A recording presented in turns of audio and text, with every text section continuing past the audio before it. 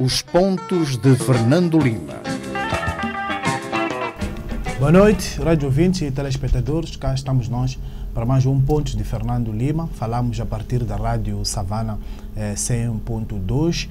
Pode acompanhar este programa também diferido nesta rádio aos sábados às 12 horas e aos domingos às 21 horas. Na televisão independente de Moçambique é aos domingos às 21, terça e quinta também às 21 horas. Boa noite, Fernando Lima. Sempre bem disposto para esse programa. Bem disposto, mas não devia estar bem disposto com esse tempo horrível, ou seja, nunca mais vem o verão, pelo menos aqui no sul do país, uma vez que este país é muito comprido, portanto temos muitos climas em Moçambique. Por exemplo, acho que no norte tem estado um calor ótimo, mas aqui continua o frio. Da chuva não falo, porque a chuva é muito simpática, sobretudo agora no princípio de novembro, que são as épocas das sementeiras, e para além de não ter havido muita chuva no mês de outubro, as previsões meteorológicas são exatamente essas, de que não haverá muita chuva na primeira fase da época das chuvas para o pleonasmo, e portanto as culturas da primeira época têm problemas, e isso é relevante, uma vez que ainda a maioria da nossa população continua a viver no campo e depende exatamente da chuva para fazer a sua agricultura. É um programa, caros telespectadores e caros ouvintes, que vamos olhar com alguma profundidade para as últimas ações do Conselho Constitucional, também o caso Taipo. Vamos também olhar para o relatório sobre a economia moçambicana lançado pelo Banco Mundial, mas já vamos ao fim de semana escolhido pelo nosso comendador Fernando Lima. Fernando Lima escolheu os funcionários fantasmas do aparelho do Estado. Exatamente. Há novas informações sobre mais fantasmas no aparelho do Estado. Nós, humildes cidadãos, que estávamos convencidos que na época da informática, na época das provas de vida, do teste biométrico, das provas de vida, este fenómeno tinha os dias contados. Ora, os fantasmas que agora nos são apresentados não são, de facto, verdadeiros fantasmas. Eles são fantasmas em termos de prestação de serviços, mas são pessoas, uma parte deles, e se calhar a maioria, porque esta informação carece de outro tipo de detalhes complementares para compreendermos melhor este fenómeno. Grande parte destas pessoas são pessoas que existem, são pessoas que, quando há estas provas de vida, vão lá pôr o dedo ou vão lá fazer o teste da retina, pronto. Todos esses testes que são exigidos para se provar que alguém existe e que, portanto, não está no rol dos falecidos e, portanto, só que não desempenha qualquer função, quer no Estado e nas suas instituições dependentes. Mais as informações que foram publicitadas por parte de funcionários do Ministério das Finanças e do Ministério da Administração Estatal é que uma parte destes funcionários fantasmas pertencem à nomenclatura, ou seja, são pessoas protegidas e que são metidas, e o termo é apropriado, são metidas no aparelho de Estado por vice-ministros, por secretários permanentes, isto para citar com propriedade o funcionário que fez estas revelações, uma vez que ele não falou de ministros, só disse vice-ministros e secretários permanentes. Nós já sabíamos que uma parte das nossas empresas estatais tinham centenas de excedentários, fruto exatamente dessa promiscuidade entre política e economia, em que estas empresas, por força de serviços ao Partido Frelimo, eram obrigados a acolher militantes, familiares de pessoas importantes no partido, para que estas pessoas tenham emprego, saiam das escolas e tenham um lugar para si e para os seus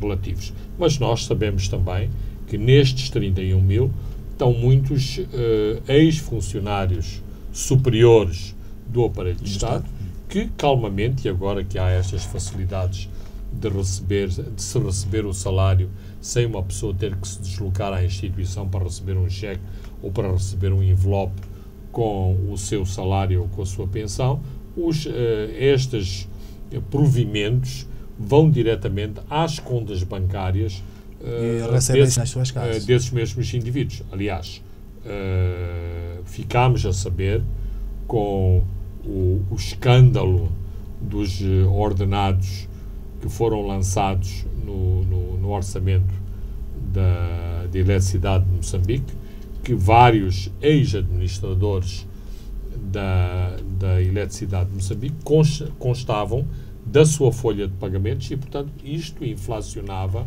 os pagamentos que eram atribuídos ao Conselho de Administração.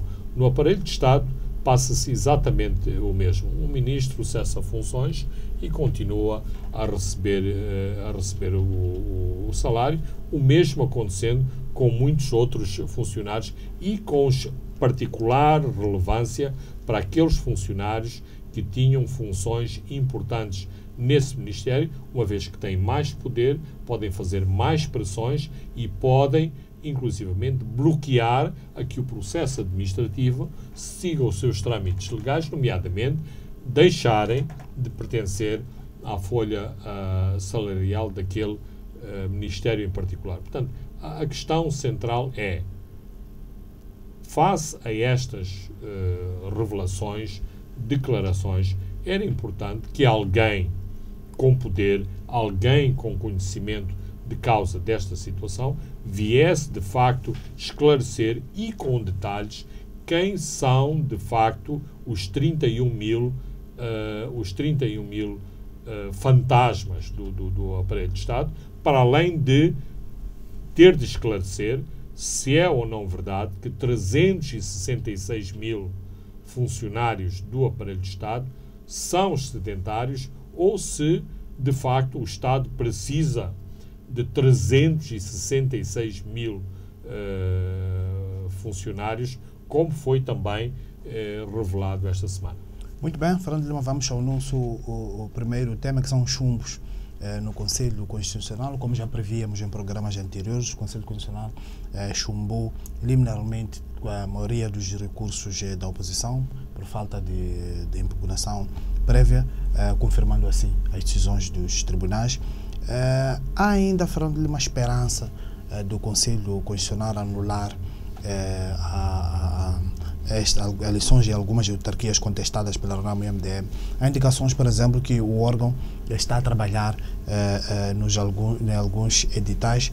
Isto pode ajudar a lavar a cara do Conselho Constitucional e salvar a democracia? Eu penso que é mais para lavar a cara do que salvar a democracia.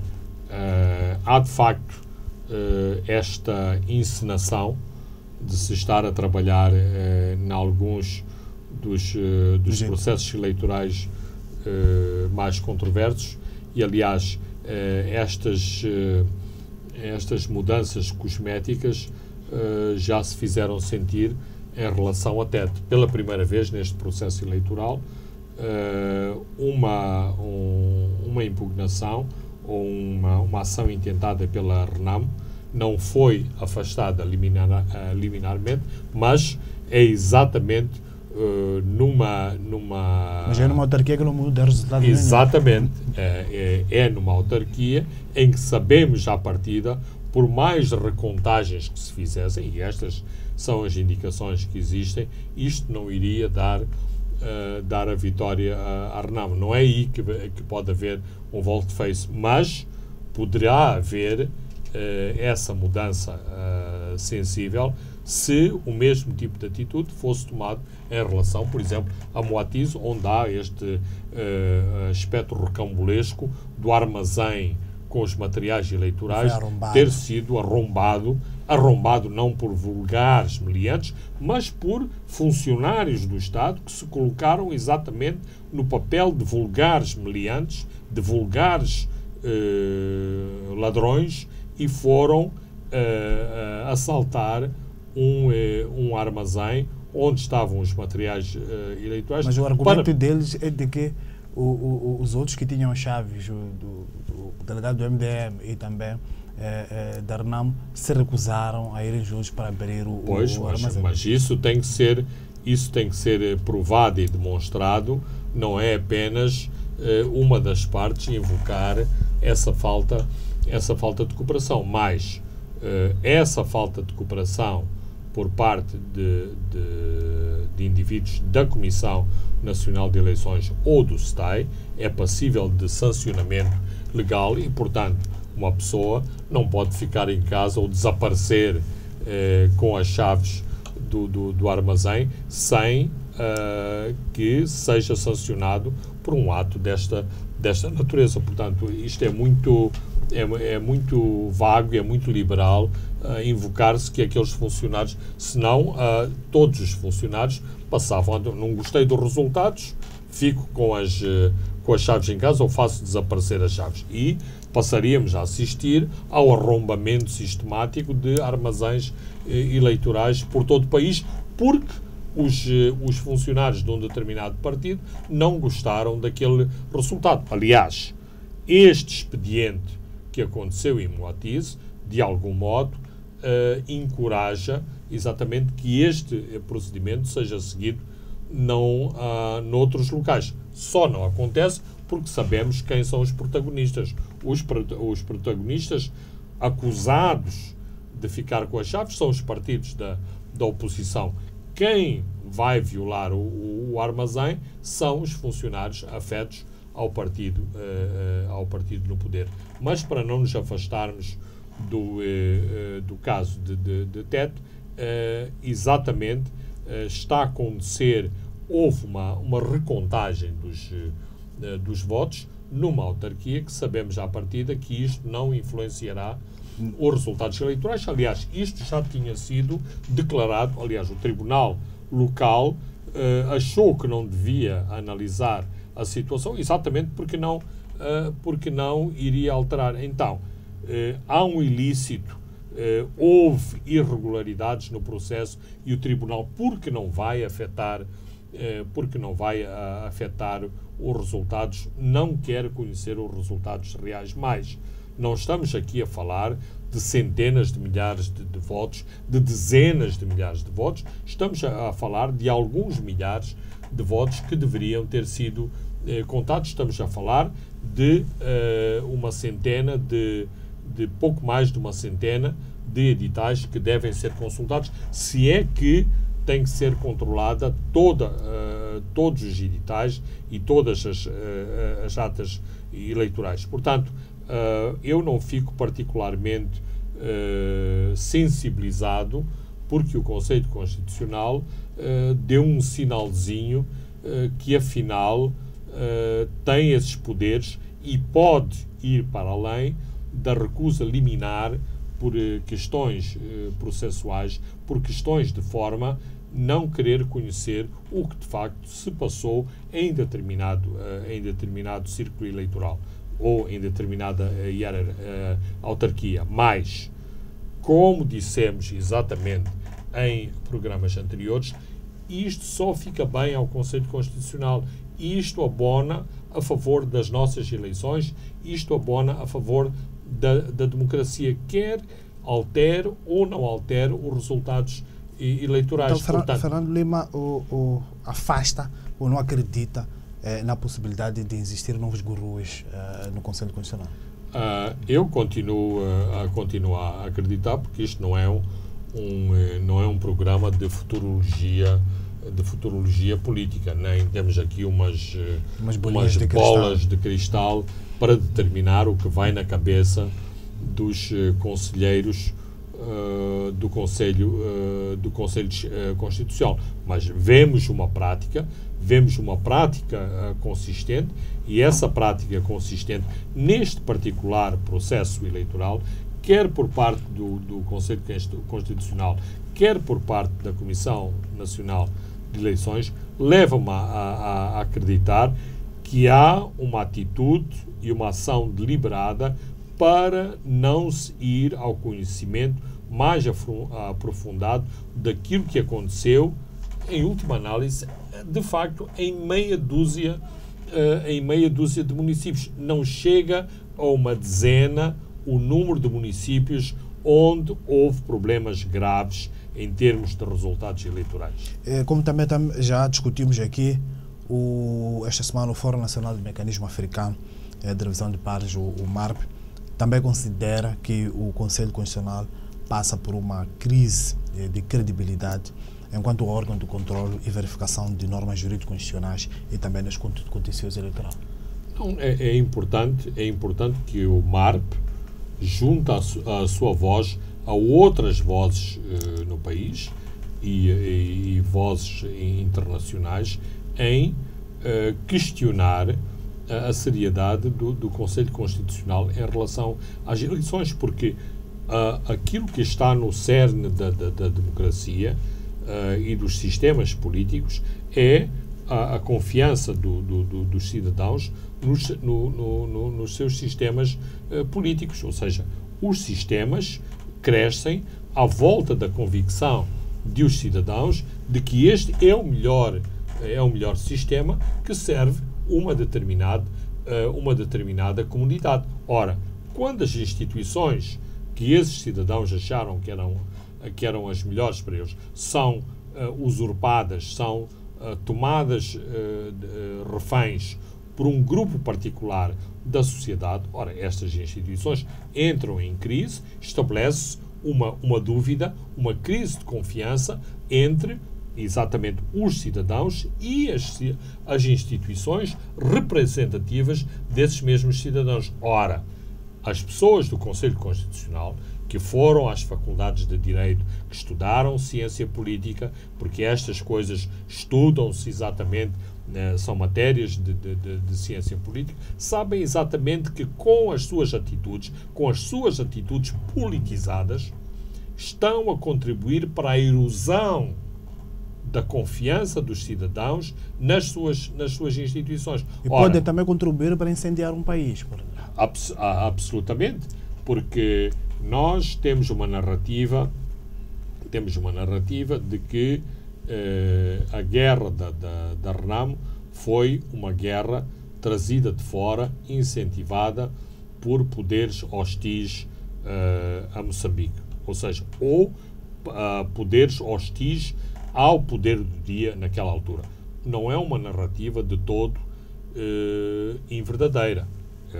O Moçambique enfrentou os seus inimigos e a hostilidade a partir do momento em que proclamou a sua independência. Mas também não deixa de ser verdade que o sistema político que foi implantado em Moçambique excluía uma parte de vozes que não era a favor do socialismo, que não era a favor do sistema político implantado em Moçambique. E, portanto, essas pessoas, de algum modo, com apoios externos ou sem apoios externos, sentiam-se representadas por estes indivíduos que, usando métodos que podem ser condenados ou não, mas lutavam contra o poder estabelecido. Ora, aquilo que estamos a tentar evitar, e aquilo que inclusivamente o poder do dia está a tentar evitar, é que entremos em novos conflitos, em extremismos que nos levem a confrontações violentas entre moçambicanos que acreditam no regime político e no sistema político vigente e outros moçambicanos que de algum modo se sentem defraudados pelos poderes do dia. Afinal, é isto que algumas instituições miúpes ou setores mais extremos do próprio establishment político deste país, às vezes não conseguem perceber que estão, pouco a pouco, a lançar uns fósforos a ver se sateiam o fogo de novo neste país. Portanto, é preciso ter visão, é preciso ter clarividência para que determinados atos, em última análise, isolados, possam contribuir para que, de novo, os moçambicanos se dividam em fações, em grupos e tomem atitudes radicais e violentas para contestar as decisões dos poderes do dia. E aquilo que assistimos nas eleições autárquicas não são bons pronúncios, insisto, aconteceu numa minoria Pois não são bons pronúncios numa altura em que próximo ano temos eleições gerais. Era aí onde eu ia chegar, mas não só.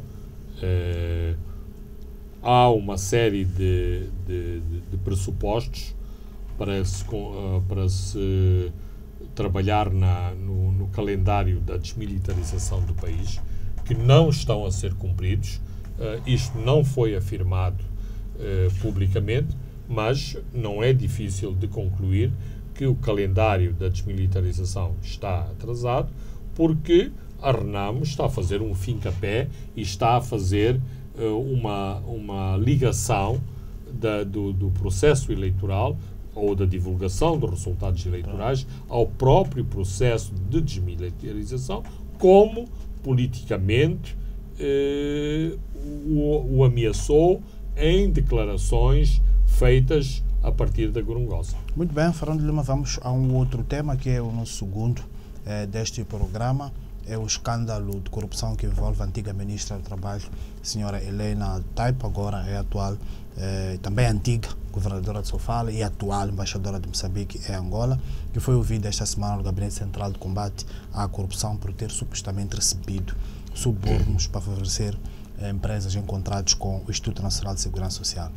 É um caso com muito pano para manga.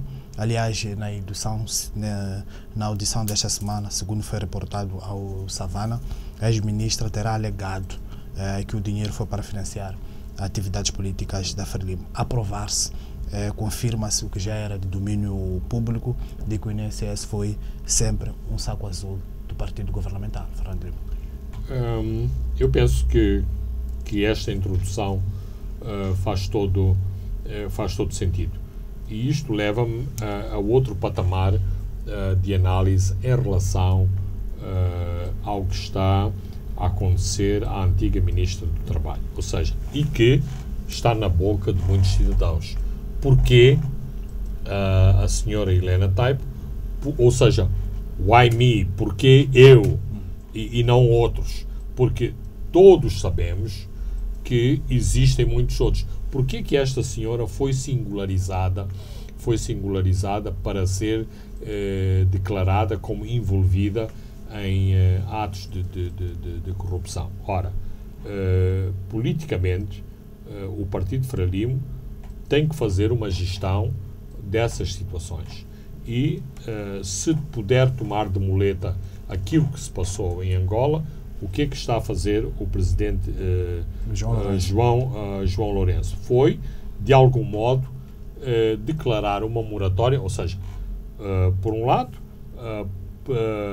perseguir, digamos, os casos mais evidentes, mas são tantos os indivíduos envolvidos em ilícitos que ele declarou uma moratória. Agora, penso que esta semana ou há 2 semanas, inclusivamente, passou um texto legal para incentivar a que as pessoas que exportaram ilicitamente capitais para fora de Angola ou receberam meios patrimoniais de forma ilícita, que façam o seu repatriamento para Angola, e isto lhes garante imunidade, não é o termo correto, mas chamemos-lhe perdão, imunidade, ou seja, serão recompensados por o facto de E não serão perseguidos pela justiça. Voluntariamente estarem a repatriar.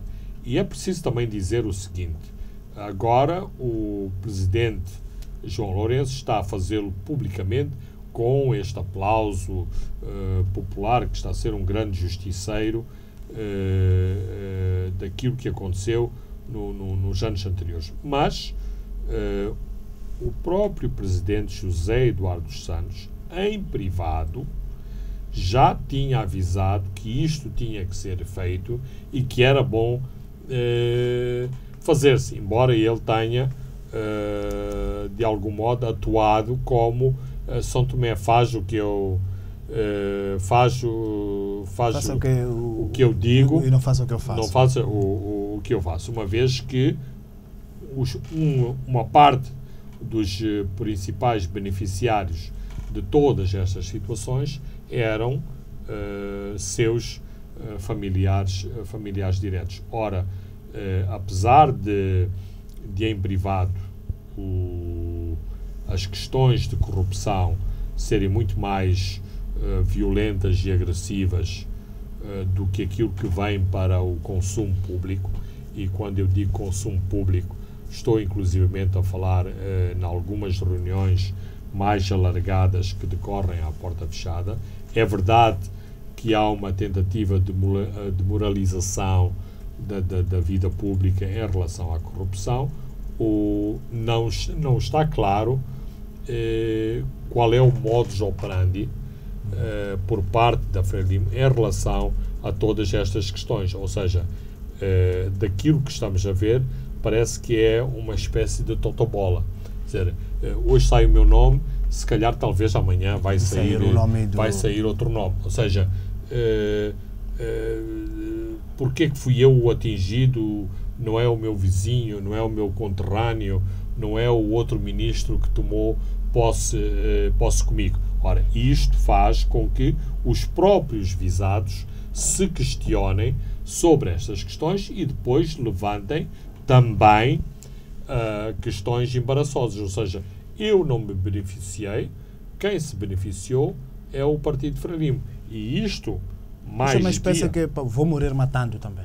Exatamente. Mas isto arrisca-se a expor em público todo o modus operandi do Partido Frelimo, que é o modus operandi de muitos ex-movimentos de libertação, que é o modus operandi de muitos partidos comunistas da antiga Europa de Leste, ou seja, a criação de elos paralelos que financiavam as organizações políticas para as manter atuantes, e isto não correspondia à circulação de dinheiros de forma clara e transparente para o financiamento destas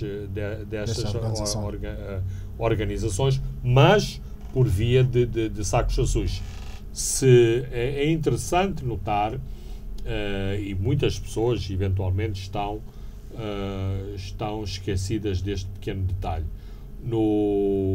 Agora, não sei se devo dizer, famoso livro do general Jacinto Veloso, O Voo Rasante, o general, de algum modo, que fez, como Ministro da Segurança particularmente, participou em muitas operações secretas, incluindo de fundos, incluindo de libertação. Na criação das empresas, acho que é suficiente. Mas, Fernando Lima, vamos voltar a este tema. Agora vamos a um brevíssimo intervalo e voltamos já.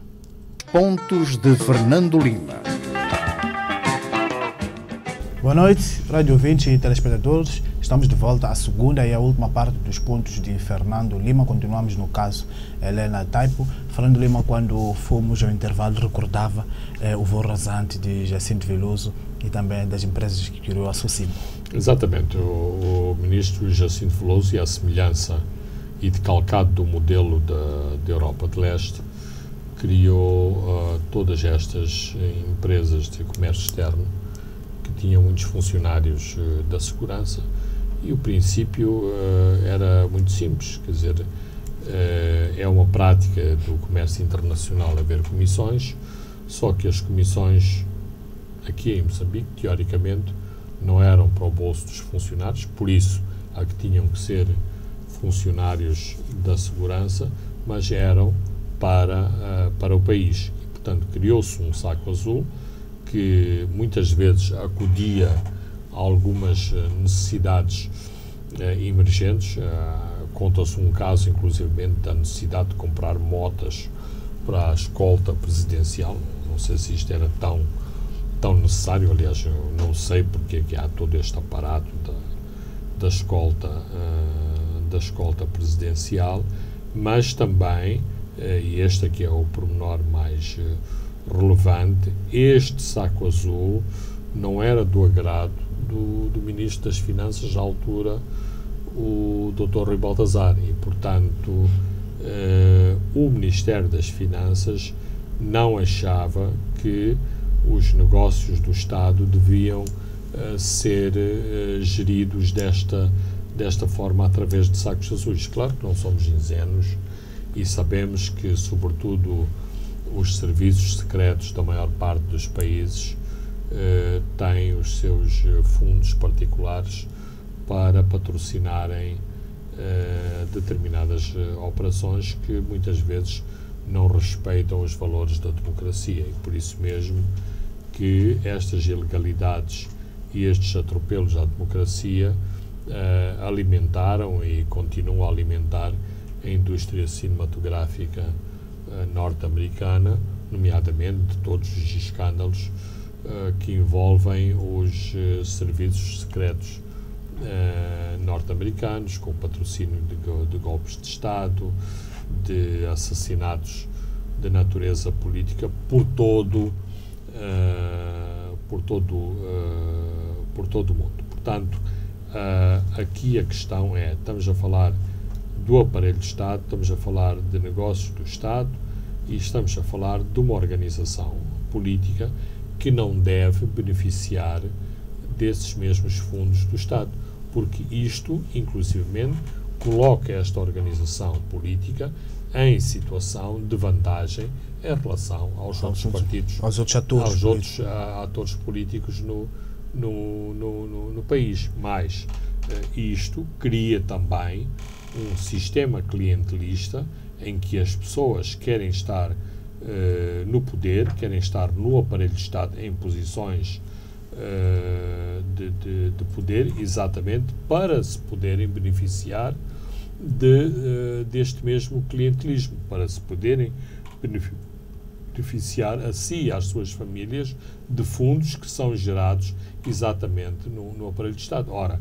uma das coisas mais tristes do nosso processo político, porque no fim do dia são as poupanças dos trabalhadores moçambicanos, são as contribuições das empresas moçambicanas, uma parte dela empresas privadas, que são utilizadas pelos gestores do INSS, para além dos projetos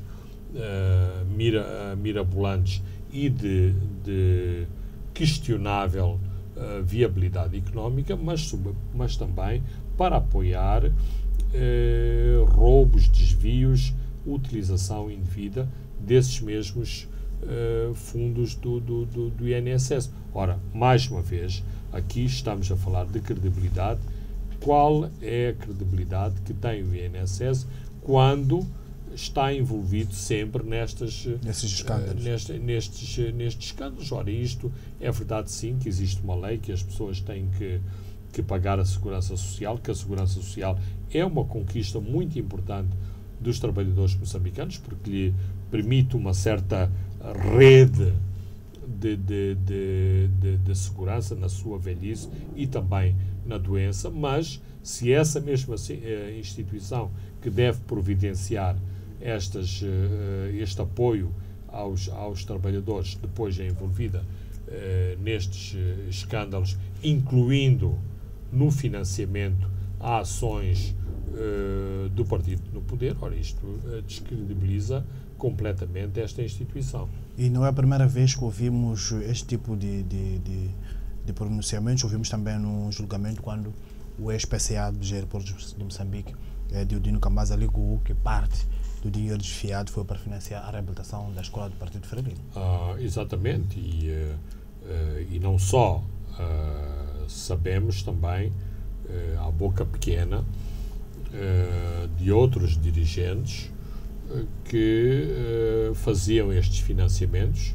Sabemos também que diretores e presidentes de conselhos de administração de empresas estatais, de empresas públicas, eram sistematicamente coagidos a fazerem estes, chamemos-lhe, donativos ou contribuições voluntárias. Em alguns casos, este expediente era tão relaxado que estas comunicações eram feitas por escrito e já vinham, inclusive, com a menção de qual era a contribuição que uma determinada instituição deveria dar para a realização de um congresso ou para um outro evento do Partido Frelimo. Portanto, digamos que isto corresponde àquela máxima de que o partido e o Estado se confundem, portanto, onde não há uma separação clara entre partido e Estado. Muito bem, vamos a outro tema, são temas econômicos. É o relatório do Banco Mundial, depois 2 anos depois da revelação das dívidas ocultas que levaram à suspensão do apoio por parte dos parceiros programáticos, o apoio direto ao Orçamento Geral do Estado. O Banco Mundial considera que Moçambique está a emergir de um período de elevada volatilidade macroeconômica, mas persistem muitos desafios. É um documento lançado nesta quarta-feira em Maputo sobre a atualidade econômica moçambicana e também diz que a economia apresenta uma capacidade reduzida de crescimento. O Banco Mundial não nos traz grandes novidades em relação àquilo que se passa na economia moçambicana, mas chama-nos a atenção para outros aspectos que às vezes outros atores políticos e económicos, por razões óbvias, por muitas vezes até próprio proselitismo político, contornam esses mesmos aspectos. Ora, uma das coisas, quanto a mim, que o Banco Mundial nos quer dizer é que, por exemplo, não bastam as medidas de sucesso que têm sido implementadas, por exemplo, pelo governador do Banco de Moçambique.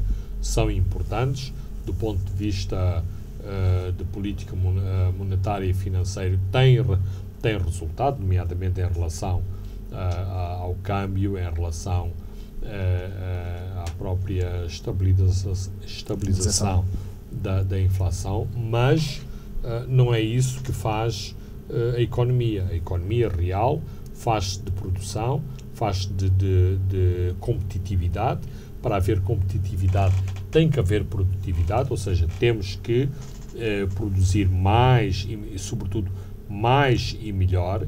E uma das razões porque, por exemplo, temos sido ultrapassados em muitos índices, uma das razões porque marcamos espaço no índice do desenvolvimento humano é porque continuamos a acrescentar pouco valor naquilo que é a produção moçambicana. Por exemplo, uma das coisas que se diz quando olhamos para trás e quando olhamos para o início da década, vemos que o que é que Moçambique exportava e produzia? Eram produtos agrícolas e produtos pesqueiros. Ora, qual é a diferença? É que, para além dos produtos agrícolas e produtos pesqueiros que continuamos a produzir ou a capturar e a exportar, produzimos outros produtos, mas eles continuam a ser produtos primários, nomeadamente o carvão. E o carvão agora se transformou no motor da economia. Exatamente, é o carvão. E hoje, por acaso, saíram más notícias, ou seja, da Vale. As revelações da Vale que vai reduzir ainda este ano. Portanto, os índices do quarto trimestre já vão refletir isso, a redução da produção de 15 para 12 milhões de toneladas. Isto, portanto, vai por exemplo, inflacionar, vai ter efeitos sobre, por exemplo, a taxa de crescimento. O Banco Mundial fez referência a um crescimento de 3,3%, até agora a taxa mais conservadora de crescimento, inclusive 2 pontos percentuais abaixo daquilo que é a previsão do Fundo Monetário Internacional. Portanto, este aqui é o dilema que nos apresenta, ou a encruzilhada que nos apresenta o Banco Mundial.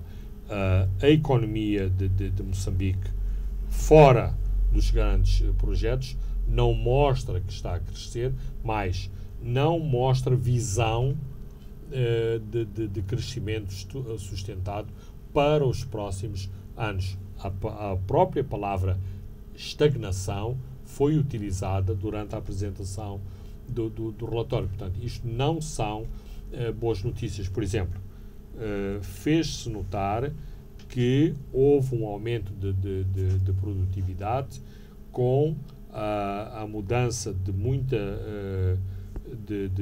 muitas pessoas do setor agrário para o setor dos serviços, que corresponde também à mudança daquilo que é o paradigma africano do abandono do campo e para o crescimento das cidades africanas. Agora, a questão, quando se aprofunda mais esta questão, uma pessoa conclui que esta mudança da agricultura para os serviços não corresponde a uma mudança radical, uma vez que as pessoas que mudaram de setor, e sabemos quanto atrasado é o setor agrícola moçambicano, ocupam os escalões mais baixos dos serviços. Portanto, não são pessoas que melhoraram o seu escalão de educação, de sofisticação, em termos das ferramentas que dispõem ou que adquiriram, por exemplo,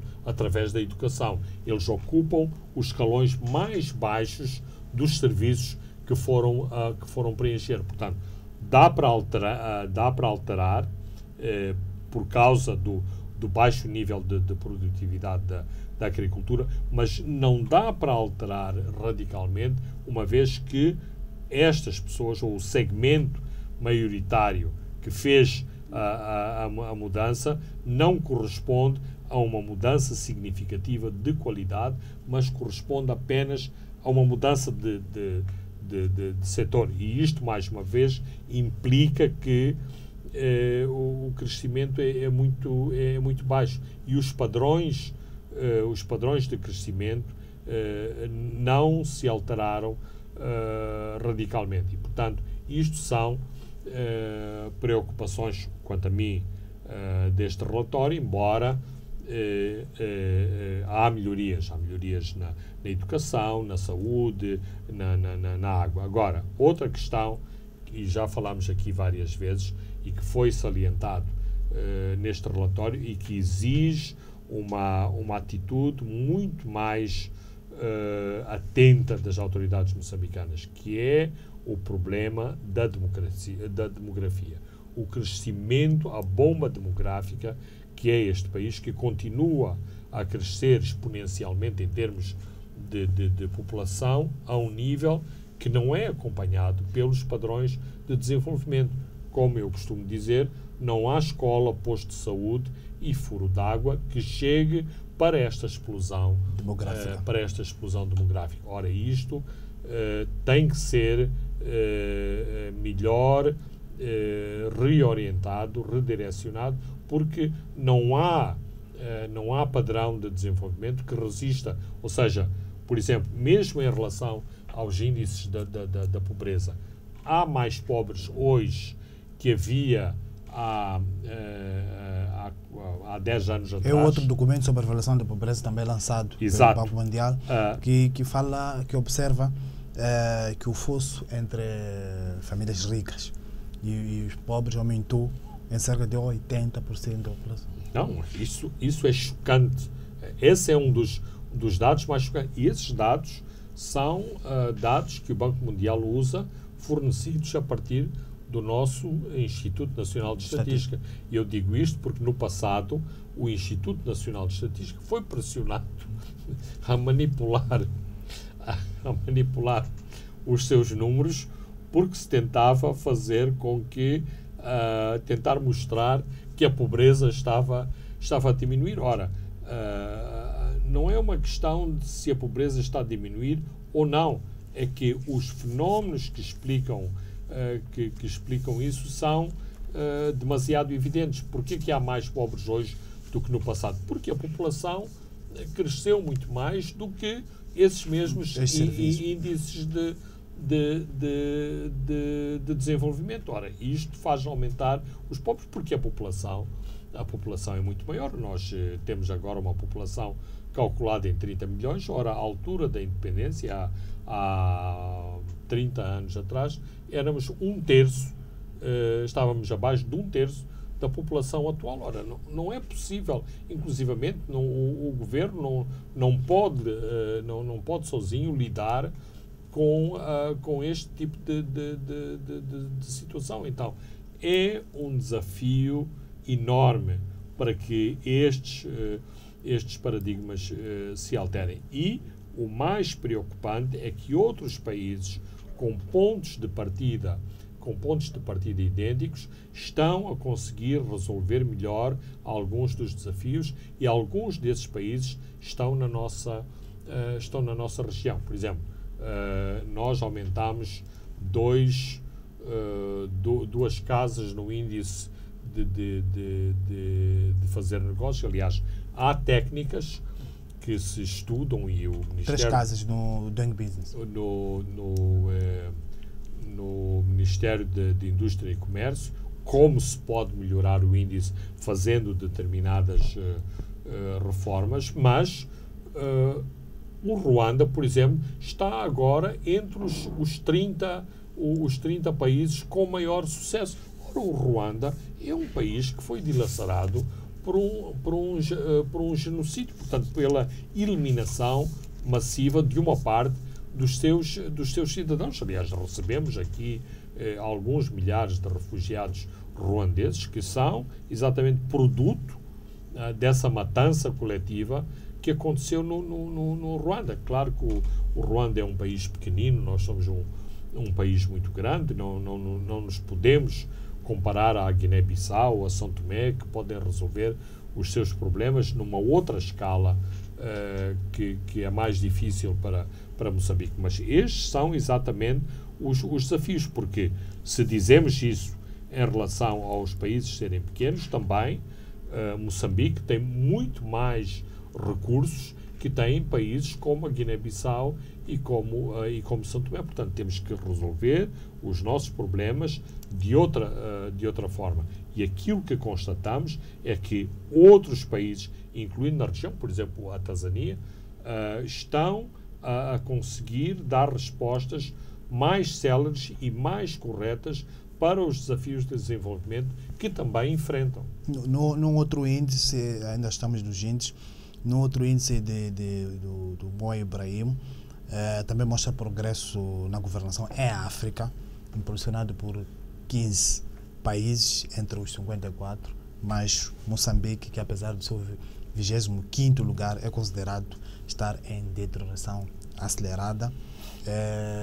A Guiné-Bissau, falamos um pouco da Guiné-Bissau e recordo do MC Rogers, que é 42º, mostra melhorias significativas, e Angola, 45º, dá sinais de preocupações. Pois,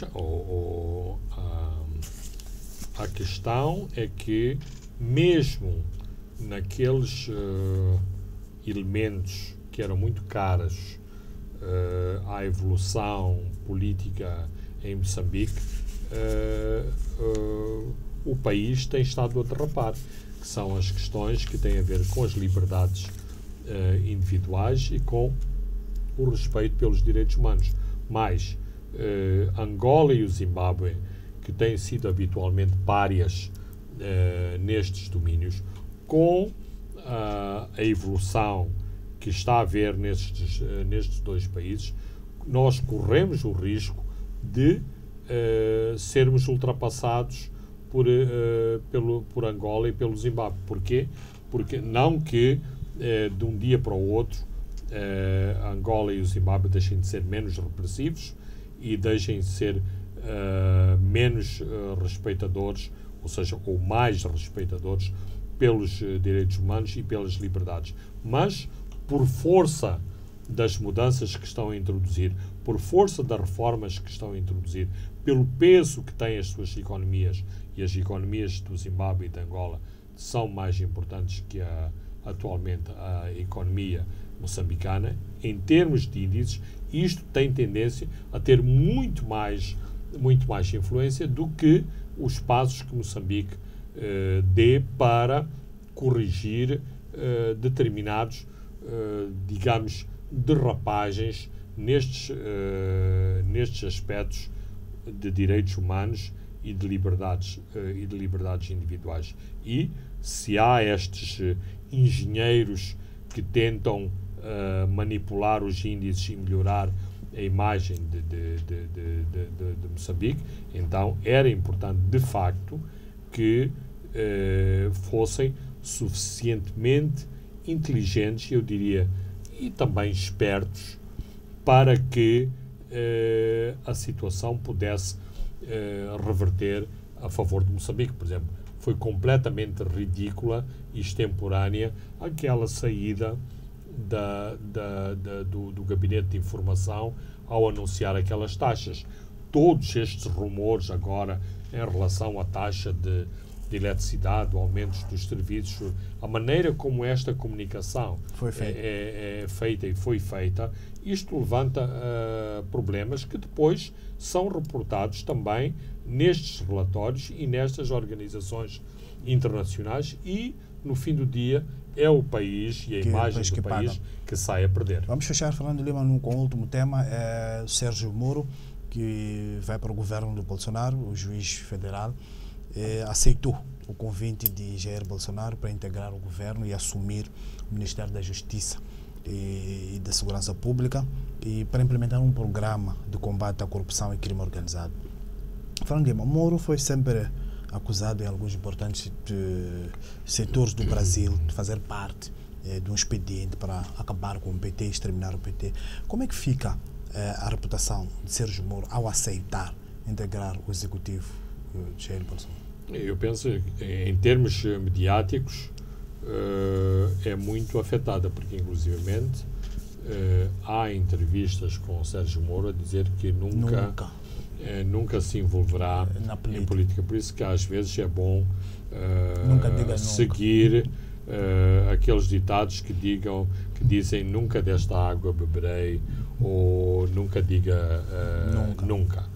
E, portanto, há aspectos de ética, aspectos de procedimento, aspectos, inclusivamente, de moral, e o novo presidente eleito do Brasil apoia-se muito nestes elementos moralistas e de religião e de fé e de inspiração divina e, portanto, esta escolha, não obstante pretender ser uma escolha moralizadora de regime, ou seja, estou a recrutar um combatente contra a corrupção e que vai disciplinar a coisa pública no Brasil, há outros aspectos que colidem com essa vontade regeneradora e justiceira que impulsiona muito desta emoção popular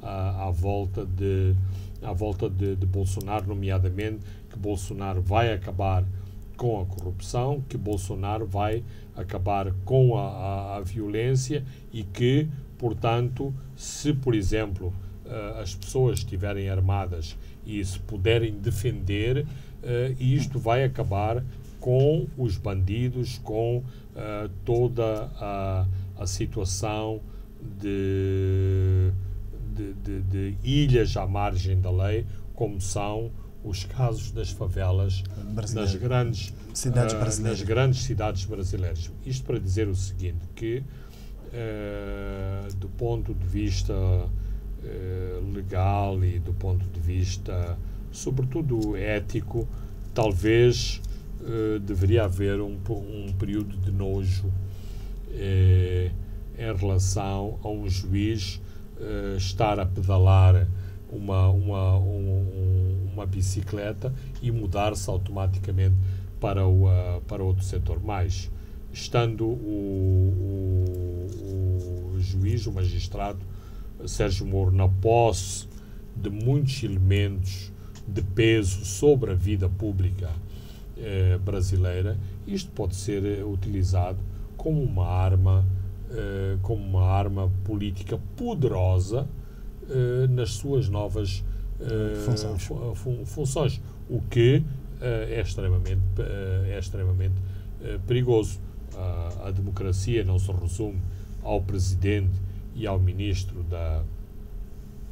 acho que o seu cargo é ministro da Justiça e Segurança Pública. Da ordem interna, portanto uma espécie de meio termo entre Justiça e Ministério do Interior. Aliás, uma das coisas que Bolsonaro prometeu, e isto vai ser divulgado na próxima semana, é uma redução dramática de ministérios, ou seja, de 33 passam para 15 ministérios, com algumas reduções muito controversas, nomeadamente ambiente e agricultura no mesmo ministério, embora aqui em Moçambique não temos a agricultura e o ambiente no mesmo ministério, mas temos desenvolvimento rural e ambiente no mesmo ministério. Por exemplo, no Brasil agora as pastas económicas e das finanças, portanto toda a parte fiscal, passa a estar tudo no mesmo ministério. Claro que isto agrada muito às pessoas, porque o despesismo do Estado é sempre algo que desagrada aos eleitores, mas vamos ver como estes casamentos vão ser feitos. Muito bem, Fernando Lima, chegamos ao fim de mais um programa onde olhamos para decisões do Conselho Constitucional, o caso Helena Taipo e também o relatório do Banco Mundial sobre a economia moçambicana. Eu sou Francisco Carmona, André dos Santos se encarregou da parte técnica. Boa noite, nos vemos de hoje a 7 dias. Pontos de Fernando Lima.